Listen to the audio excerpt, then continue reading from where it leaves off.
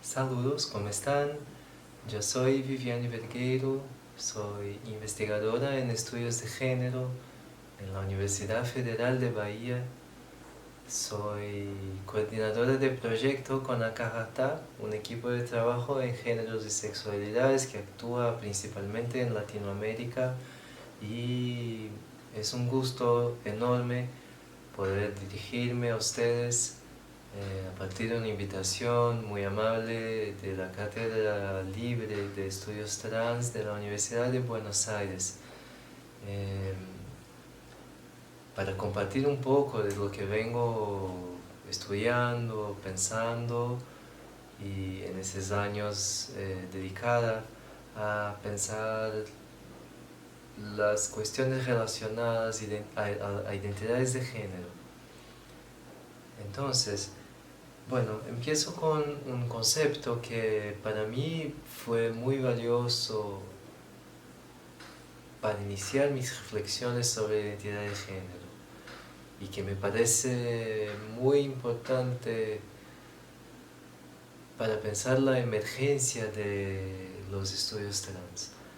Ese concepto es el concepto de cisgeneridad, y una de sus funciones analíticas es la función de nombrar la posición normativa en relación a identidades de género, así como por ejemplo se nombra la heterosexualidad para pensar la sexualidad, o la blanquitud para pensar las cuestiones raciales. Son las posiciones que se naturalizan no solo como normales, sino como superiores a otras formas de vivir y ser. Ese concepto también, creo, permite que pensemos, evaluemos las maneras por las cuales se invisibiliza o se exotifica la producción de datos e informaciones sobre la población trans, travesti, de identidades de género no binarias y no occidentales. Esa implicación, relación con la producción de datos e informaciones es mi preocupación central en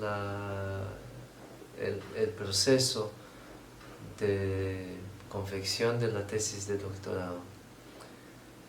De qué maneras producimos o no producimos datos sobre esas poblaciones, y cuál es la economía política involucrada en esa producción de datos e informaciones, ¿no?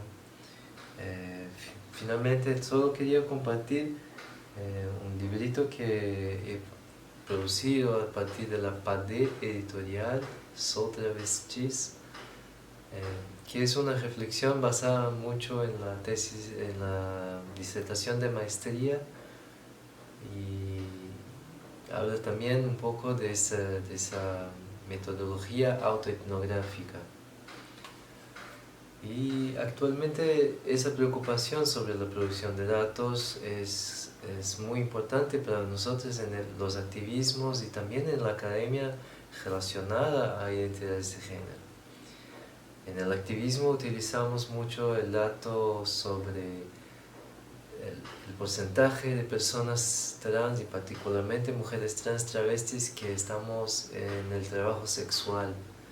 Mucho se habla de, no sé, 80-90% de nosotros en esa economía.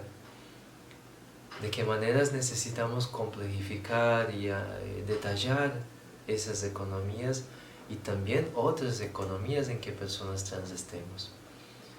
Hablamos también mucho de la expectativa de vida entre la población trans travesti como algo alrededor de los 35 años. ¿Cómo complejificar, detallar esas metodologías y esos datos para incidir con más fuerza en la política? Y por otro lado, las condiciones de salud de las poblaciones trans desde una perspectiva integral y de salud pública. ¿Qué retos se ponen frente a un modelo de patologización y exotificación de nuestras existencias. Entonces, esos son algunos comentarios para ser parte de este diálogo, de esa conversación, que espero sea más larga y continúe tejiendo redes para que sigamos las luchas cada vez mejor. Un fuerte abrazo y estamos en contacto.